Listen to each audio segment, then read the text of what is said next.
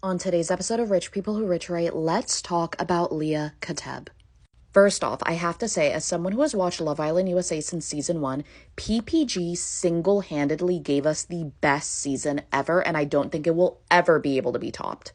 I'm obsessed with all of PPG, but I want to start with Leah because her fashion is so fun and exciting to me. Leah was in the villa wearing vintage pieces, and all of us were like, wait, do we have a fashion girl on our hands?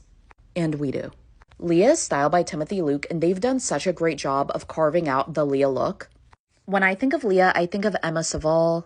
When I think of Leah, I think of Roberto Cavalli. And I think of JPJ. She's making such big waves with her looks that even Elle wrote up a piece saying, is Leah Kateb the best dressed person on reality TV?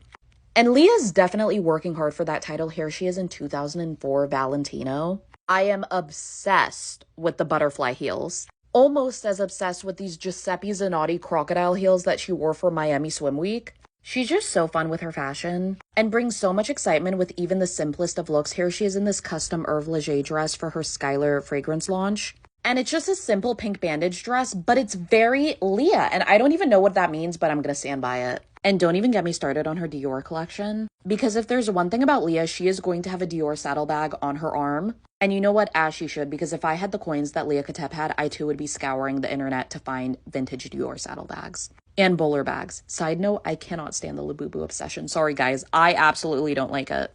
Obviously, we know Leah Kateb is 1/3 of the iconic PPG that saved Love Island USA, but let's talk about her other venture, the refounder and chief creative officer of Skylar. This was such an interesting and unexpected move to me, but I'm absolutely behind it. It seems like a natural fit, and she seems really passionate about the brand. And she has been promoting it heavily, and it's working because it's gotten me interested, and I'm sure a lot of other people feel that way as well. And speaking of riching right, but actually riching right, Leah has a passion for animals, and in honor of her birthday yesterday, Skylar donated 15% of all sales to Animal World Foundation. And Leah's been very big on using her platform to promote adoption, fostering, clearing the shelters, and it's a beautiful thing to see. Obviously, we have to talk about the it couple, Leah and Miguel. As someone who has watched both Love Island USA and UK, Miguel is one of the most bombshelliest men to ever enter the villa. A man hasn't bombshelled that hard since Terry and Alex from UK season 2.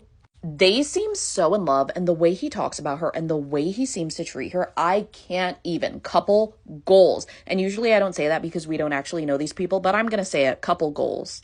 Leah has definitely made her mark post Love Island as the people's princess. And I feel like this is only the beginning for her, and I can't wait to see how she continues to grow. For some reason, I feel like there's another reality TV show in Leah's future, not necessarily Beyond the Villa, but more so like Leah and her family and her friends and Miguel. But maybe that's just wishful thinking on my end. Truly, the reality